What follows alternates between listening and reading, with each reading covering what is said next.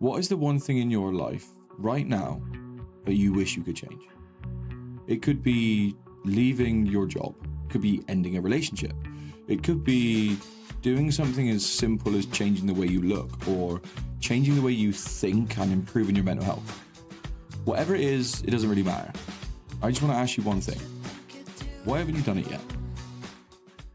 If you're new here, my name is Charlie. I'm a personal trainer and online coach, and my goal is to help as many people improve their mental health as possible. The way I like to do things, I upfront the knowledge in my videos, so if you're a busy person, you can just get the lowdown and get on with your day. If you're not a busy person, then I want to understand what you've done, because I have just been running from task to task since I was 25. Pretty sure I'm just going to do that until the day that I die.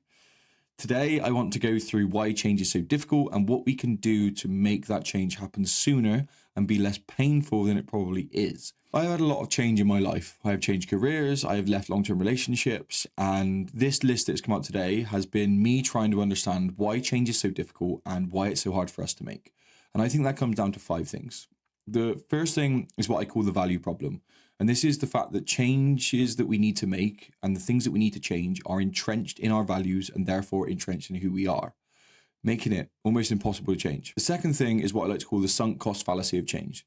This is the fact that we have sunk a load of hours and time and effort and money into something, which makes us feel that we'll be a failure if we were to stop doing that thing. So if we have put a load of time and effort and money into things, we just think we may as well continue to do it because it would say that that thing that we did was pointless if we were to just walk away from it. The third one is the Regent Beta paradox. And understanding this basically is understanding that hard things or things that are really uncomfortable and really bad are difficult to leave, but way easier than things that are only slightly bad. So if something's horrendous, we can leave it quite easily. Something's only slightly bad, it's quite difficult for us to leave. The fourth thing is the unknown. Fear of the unknown is probably going to keep you stuck in the same thing that you have been doing for a long period of time and for far longer than it should. And the final one is the end in mind. We simply can't make changes, and change is difficult because we don't know what we want from life. And therefore, we don't know what decisions we need to make. Today, I am going to go through each of those points, explain them, and I'm going to help you to understand why they're important to the changes that you want to make in your life. I think any change that needs to be made has to be made through understanding first. So we need to understand our values, we need to understand our beliefs, and we need to understand our fears. We need to then get super specific on those fears as to why they are keeping us stuck in place. And then what we need to do is outline all of the positives that could happen from us making this change, as well as all the negatives that can happen from us not making that change. I think that is the best way for us to start to create change, is simply through understanding. There is one sentence that I replay in my brain over and over again when I want to do something that I'm scared to do, and that is, I would rather be a failure than be a coward. Let's get stuck into it, shall we? Your values are a bit like the wands in Harry Potter. The wand chooses the wizard, Mr. Potter. And that is because we don't necessarily choose our values. They kind of choose us. And that is through experiences and things that we've been through will show us what we value. Let me give you an example. You see, our values are an entrenched beliefs. They are beliefs that are within us about who we are or the stories that we've told ourselves. So the way I'm going to demonstrate values is to give you the option. You can either buy an expensive pair of trainers, or you can save your money. The one you decide to do is based upon your values. And when you go to buy something, if you don't ever get that question come up, then one of them isn't a value at all. You see, you can have 2 values that you value both. Well, I value money and I value security and safety, but I value status and looking fly a whole lot more. Now, there are reasons for this, and this is because our values normally come from things that are painful. You see, once you know what your values are, you know what your greatest pain was. When you grew up, you may have been through scenarios which caused you a lot of pain. This could be your mother constantly commenting on how ugly you are or how bad you look, meaning that you probably value beauty over everything. You may have grown up in poverty and you may have had to move house time and time again, or you may have had to move from different place to place because you couldn't afford to stay there. You may have not had food or been on food rations. And that experience alone has caused so much pain that you value money so much and security so much that you are afraid to spend it. And that fear means that you value money more than, well, the fly-looking trainers. But say you grew up and you didn't have any nice trainers and you got bullied because of it. Well, if you got bullied, then that experience might have been so painful that now you just want to front and show people what you've got through the clothes that you wear. You see, your values are entrenched in the pain that you've experienced, but also they can be entrenched in any of the good things that you've experienced. So say, for example, you go to church or you went to church as a kid. Well, community might be something which is really valuable to you because you spent a lot of time surrounded by people, and that experience and that love and all of that positivity means that you value community over a lot of things. The reason I call it the value problem is because our values are almost impossible to change unless we change our beliefs. So most people don't ever question their beliefs at all. They simply do something because they've always done it. And they never ask, is there a better way? Well, this is how I challenge my beliefs and find out if they are real or not. So the question I would ask myself is, what is the first reason you or the voice in your head gives you to deter you from making that change? So if I want to change something, what comes up for me that stops me from making that change? And then I ask myself, why do I believe that that's true? So that belief that I have, why do I believe that is true? What previous experiences have I had that shown me that it's true? This is what I call connecting the dots. I connect the dots through from current experiences or current feelings or beliefs through to past experiences as to why that might be true. And then I go to argue the other point. Why is this belief untrue? And what experiences have I had to make it untrue? And then I look at, are there any other examples and are there any other reasons as to why those beliefs may not be true? And then I create a new belief. The way I do that is by I'm almost balancing the scales. I'm getting more data. I'm going, I do have this belief. I've never questioned it before, but now I'm questioning it. And I'm using all of this other data that I've ignored to try and give me a brand new snapshot of the world and of my opinion and of my fear around this change. An example for this is quite a deep one for me, and that is that when I was younger, I grew up and I used to watch my dad come home drunk and be angry, and he would shout and he would kick things. And that display of anger just taught me as a kid that being angry is bad and that you should never be angry. That was just something I just brought into my head straight away because of the pain that it caused kind of me and my family. That experience, unfortunately, meant that as I became an adult, I found it quite difficult to be angry with people because I had the belief within myself that being angry with someone is a bad thing. Now, it took quite a big event in my mid-20s for me to realize that being angry with someone and actually sharing the blame equally was allowed, just in a controlled manner. You see, I went through an event in my mid-20s, which meant that I was so afraid of what other people would think of me and making sure that everyone was okay, that I wasn't actually being authentic to myself. And the belief that changed was that I actually only need to take responsibility for my own self, and I'm allowed to be angry for people if they've done you wrong. But it took a big event for me to have that change and to change that belief within myself. But changing it, I did. I had to come up with a new understanding, and that new understanding was I will only take responsibility for the parts of this that are mine. And that became my new belief system. All I know is some lessons can't be taught. They just need to be experienced. And if you are struggling to make change, you might need to change your beliefs. Sunk cost fallacy of change is the belief that because I've put a lot of time, effort, and money into something, if I was to walk away, people would see me as a failure. You see this all the time with people who have been in a relationship or career for 5, 10, 15, 20 plus years, and we all know they should leave, but they don't. I've got a client, for example, who comes into me.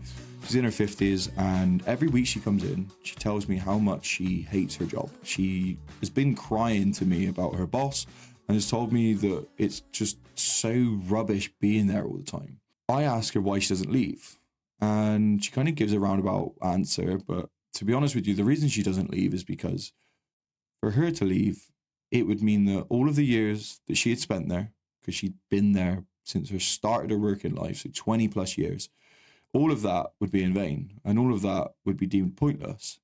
And then that would mean that her life in general was pointless. You see, as humans, we have this bias that everything we do and every decision we make and every choice that we choose, that they all have to have meaning, that there is meaning behind the things that we do. And for us to turn around and say, well, maybe I was wrong, well, that could mean that you are owning up to maybe your life had no meaning. It's a scary thought. You see, the amount of time and effort and money we put into something, it is the value. So the value, because you pay for something in either time, money, or effort. If I put £100 down and I get myself a beat up Ford, it's not worth anywhere near as much as the £100,000 Audi that I get. Same is true for not speaking to the girl who I went on one date with ever again, but never speaking to the girl I spent 10 years of my life with. Well, that's tough. The sunk cost fallacy believes that when you make a decision, you either win or you lose. So if I choose to do something, the outcome is win or lose. And I don't necessarily believe that's the case. I think that every time you make a decision, you make a bet, and the outcomes that can come from that bet is you either win, or when you lose, you get taught a lesson. So instead of win or lose, it's win or learn. So I know that if I learn enough things, at some point I'm going to win. So in the end, I'm always going to win. So it's never a case of win or lose. It's a case of I'm either going to win or I'm going to learn the things that I need to learn and teach myself the lessons that I need to be taught in order for me to win in the future. Meaning that if you have the mindset that you either win or you learn, then all of the time, money, and effort that you put into something is just you paying for the lesson. Unfortunately, some lessons cost more than others. The Regent Beta paradox plays a role in the sunk cost fallacy, because the Regent Beta paradox is, if something is really, really bad, it's easier to make a change than if something's only slightly bad. So when it comes to careers and maybe the relationship that you should leave, well, it's okay. So it plays a role in us thinking that, well, I've put a lot of time and effort into this and it's kind of all right, so I may as well just stick around. Not necessarily true. Hands up if you have been in a relationship that you should have left a long time ago.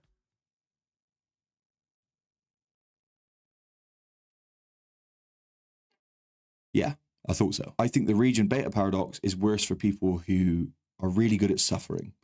You see, if you are someone who can do a marathon, you can suffer physically through doing things. So you've got mental and physical resilience. You can physically get past the pain that you're experiencing, and mentally you can just ignore the voice in your head telling you to stop. Even say you had a work project that you need to crunch and you need to finish, that being able to suffer and that ability is going to serve you well there. But we shouldn't have to suffer through life. You see, those who are good at suffering can also find themselves suffering in relationships. Yeah, things aren't great, but eventually it will get better. I remember being in my past relationship and things weren't good for a while. Again, I was wrapped up in the fear that I couldn't be angry at someone or tell someone they were in the wrong, but I also was wrapped up in the fact that I did believe things would get better. I was sat over the sink, washing dishes, saying to myself, things will get better, things will get better, you just have to keep going. But we shouldn't have to suffer through relationships. We should be able to leave them when the time is right.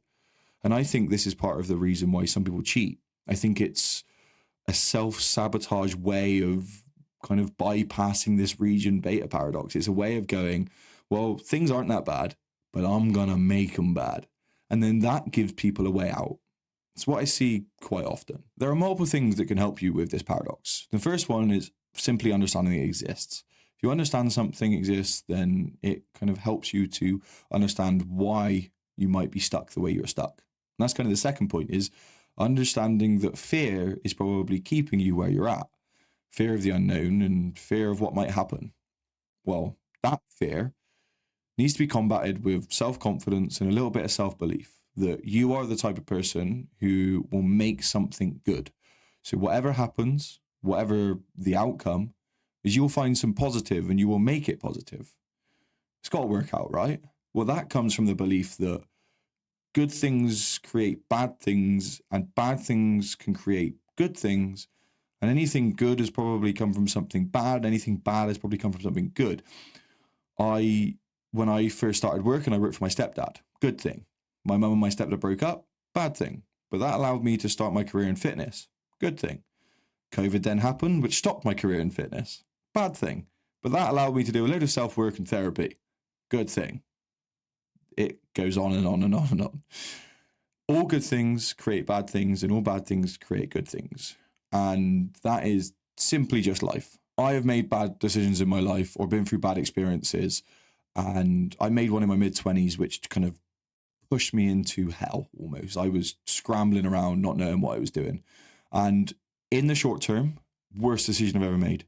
In the long term, best decision I've ever made. My life has changed completely, and I am a completely different person. And I'm on such a better path because of those bad things that have happened and those bad decisions, which kind of fills me with confidence that, again, it's not win or lose, it's win or learn. I think one of the only ways that you can get past this paradox is to just simply play it out. If I'm to make this change, what will happen? What things will come from me making this change, both positive and both negative? Once I've made that change and once I've made that switch or I've played it out in my head, I could play it out the other way. What happens if I don't make this change? What are all the positive and negatives from that? I think the enemy of the life you want is the statement, it's not that bad. Play it out. Remind yourself that you're the type of person who can turn negatives into positives, and remind yourself that you will not win or lose, but it's win and learn. Stepping into the unknown is scary, but we'll go through that next. The unknown. Change is hard because we don't know what's going to happen. We don't know what we don't know. It's what we call unknown unknowns. We know what we don't know. They are known unknowns. We are afraid of the unknown. Fear of the unknown. We are excited about the unknown. Excitement for what's to come. You see, in the unknown is basically everything that we don't know. If I'm to make this decision and I don't know the outcome, it's classed as the unknown. In there sits all of the bad things that could possibly happen. There's probably a million bad things that could go wrong. Again, playing it out helps us to identify those. But there's also all of the good things. You see, any good thing that's probably happened in your life or any good change that you've made has come from you stepping into the unknown and doing something you were probably afraid to do. That is simply the only way you can do something or you can experience what's going to happen. If you're afraid to make a change because you don't know what's going to happen, sometimes the only way for you to know what's going to happen is to step into the unknown. And I think that being courageous and having that statement in your head of, I would rather be a failure than a coward, should help you with this decision. A lot of our understanding of the unknown simply comes from what has happened to us in the past. If I've experienced something, then me stepping into the unknown may mean that what has happened in the past is going to happen again. My first ever girlfriend broke up with me, left me for a guy up the road. This meant that I was unlovable, and this meant that every girl was going to leave me. So then every relationship I get into from there on out meant that the person I was dating at some point was going to leave me. I'd be left alone, and again, unlovable. That was a story that I told myself. And the problem is I could find loads of reasons why that was true. So that means when I step into the unknown, I already have this bias that, well, what bad has happened before is going to happen again. The problem is we don't actually know if that's true. So again, listing out as to what will happen or the things you're afraid of, and then trying to balance the scales as to, is that true or not, will really help here. The unknown is full of potential and is full of scary things, but the only way, again, that you can get through it is to step into the unknown and to see what happens when you make that change. As I've got older, I've realized that bad situations only last so long. And I've realized that every single time I do something, it always comes good. And that just is kind of entrenched in the belief that I am the type of person that will make something positive out of bad experiences. The life you want is out in the void. It's out in the unknown. So go and get it. The end in mind is a frame that I have used to help me make decisions in my life. Imagine this. You're sat on your deathbed, or you're in a movie theatre. You've got a stupid amount of popcorn around you. You've got your Tango Ice Blast, and you're re-watching your whole entire life. The best moments, the bad moments. And you're looking back over it. Do you say to yourself, proud of the life I lived and proud of what I did? Or do you say to yourself, I regret not making that change. I regret letting fear hold me back. The end in mind is all about thinking about the life you want to live when you look back at it. When you're older and you're looking back and you're sat in your rocking chair, are you going to be happy with the decisions you made? And if you're not, then you need to ask yourself, is there something you can do right now to start to implement change in your life? Because if nothing changes, nothing changes. You want to look back over your life and be proud of what you did. And by thinking about the end in mind, it allows you to make decisions that will get you closer to being the person that you can be proud of when you're older and you're grateful for everything that younger you did. Decide what you want from life. Decide what you want to be known for and what you don't want to be known for, and decide the type of person you want to be. Once you know what you want from your life, and once you know what you want to say you did in your life, that should help you as to what changes you should and shouldn't make. Now we come on to what I call the change blueprint. Now, this is what I use to help me and clients make change. So change is hard because we don't break it down into enough steps. And when I wanted to change my life in the past, I had to know these things. This is what I want to change. These are the beliefs that I have that are stopping me from making that change. And this is what I'm afraid of. Now, these are all the positives and all of the positive impacts that are going to come from me making this change. These are all of the negative impacts of me not making this change. And this is the worst case scenario and the best case scenario for both making the change and from both not making the change. If I make the change, what good things and bad things will come. If I don't make the change, what good things and bad things will come. This is what I want from life. And when I'm 80 sat in my rocking chair, this is what I want to say I did. That's a really big one. And the final one is every action I must do each day to make the change and create the life that I want. You need to write it down. When you start your action list, if you think of having a big thing in front of you that you need to do, this is why like recipes are step by step. This is why you have an ingredients list. This is why you have this step-by-step guide of what you should do. If you break big tasks into smaller tasks, you can tick them off, and that reward cycle, one, keeps you looped in, but two, means that something which is monumental can be broken down into just the simple things that you need to do step by step. And it's not this amorphous thing that's covering and scaring us away from making that change that we need to make. Change is scary, but not being who you are is scarier. Let's go with that. My name's Charlie. This is Hack the Body, Hack the Mind. We'll see you on the next one.